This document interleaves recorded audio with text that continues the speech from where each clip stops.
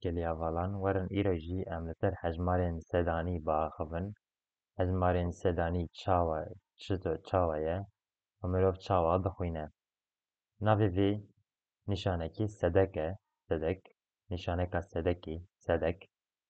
Hejmarên sedanî parjimarên hêsanî ye. Çima? Dema ku me parjimara hêsanî nîşanî vedabû, me gotu par ji jêparê biçûktir e. Di vê derê de jî hûn dibînin çar par heye û yek par. Me di vir de girtî çarê de yek. Niha çarê de yek ka çawa dibe hejmara sedek yanî çawa em ê bêjin ji sedî de hoqa? Ji bo neviya divê em parê û jêparê car bikin. Hetanî jêpar bigê sedê. Em jêparê bi çenda ve car bikin ê bi sed. Bi bîsta ve bike du heştê. Bi sî ve bike sed û bîst. Bi bîst û pênca ve bike du çi? Du sed.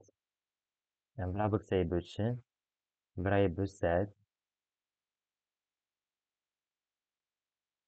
Xeta kertê an di xeta parjimarê.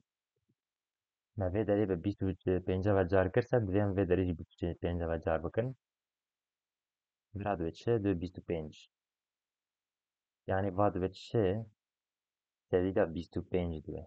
Bi vî awayî jî tê xwendin, bi vî awayî jî tê nivîsandin. Sedî da bîst û pênc. Bi vî awayî jî tê xwendin, bi vî awayî jî tê nivîsandin. Sedî da bîst û pênc. Ev jî hejmarên ji sedî bû. Eho em ser vî re biqaskandayî nîşan bidin. Di vîdyoyên pêşiyê de dema ku em gelekî li ser bixebitin, em ê bibînin. Hejmarên sedanî sedek ji sedan. Ev jî hejmara sedî ye, nîşana sedî ye.